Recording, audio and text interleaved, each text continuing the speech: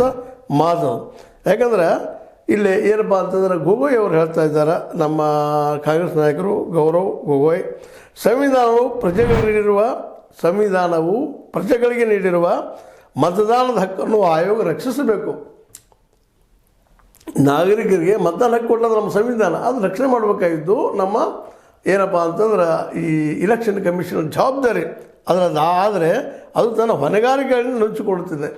ಅಲ್ಲ, ಅವರು ಉತ್ತರ ಆವತ್ತು ಕೊಟ್ಟಿದ್ದು ನೋಡಿದಾಗ ಪ್ರಸ್ತುತಕಾರದ ಕೇವಲ ಒಬ್ಬ ಸರ್ಕಾರದ ಪರ ಇರುವಂಥ ವ್ಯಕ್ತಿಯನ್ನು ತೋರಿಸ್ಕೊಂಡಿದ್ದು ನೋಡಿದರೆ, ಮತ್ತು ಸರ್ಕಾರ ಉಳಿಸ್ಕೊಳ್ಳೋದಕ್ಕೆ ಅದು ತಪ್ಪಿಲ್ಲ ಅಂತ ಹೇಳೋದನ್ನು ಪ್ರಯತ್ನ ಮಾಡಿದ್ದು ನೋಡಿದರೆ, ಇವ್ರು BJP ವಕ್ತಾರನ ಕೆಲಸ ಮಾಡಿದ್ದಾರೆ. ಅದಕ್ಕೆ ಇವ್ರು ಬೇಡಪ್ಪ ನಮಗೆ, ಅದಕ್ಕೆ ಹೆಂಗೆ ತೆಗೆದು ಇವರನ್ನು ಇಂಪೀಚ್ಮೆಂಟ್ ಮಾಡೋದು ಅಥವಾ ಅವರನ್ನು ಟೀಕೆಗೆ ಅಂದರೆ ಅವ್ರ ಬಗ್ಗೆ ಏನಪ್ಪ ಅಂತಂದ್ರೆ ವಾಗ್ದಂಡನೆ ಮಾಡೋದು ಅಂತ ದಾರಿ ಅನ್ನುವಂಥ ನಿರ್ಧಾರಕ್ಕೆ ಬಂದಿದ್ದರಿಂದಾಗಿ ಇದು ಏನಾದರೂ ಯಶಸ್ವಿ ಆದರೆ ಮುಂದೇನು ಜ್ಞಾನೇಶ್ವರ ಅವರು ರಜಾನೆ ಕೊಡಬೇಕಾಗ್ತದೆ ಅಂತ ಸಾಮಾನ್ಯವಾಗಿ ತಿಳುವಳಿಕೆ. ಆದರೆ ಇದು ಅಷ್ಟು ಸುಲಭನ ಅನ್ನುವಂಥ ಮಾತು ಅದ. ಯಾಕಂದ್ರೆ ಆಡಳಿತಾರೂಢ ಪಕ್ಷದವರು ವಿಶೇಷವಾಗಿ ಸಪೋರ್ಟ್ ಮಾಡೋದು ಸ್ವಾಭಾವಿಕ. ಅದು ಇನ್ನೊಂದು ಮಾತನ್ನು ನಮ್ಮ TMCಯ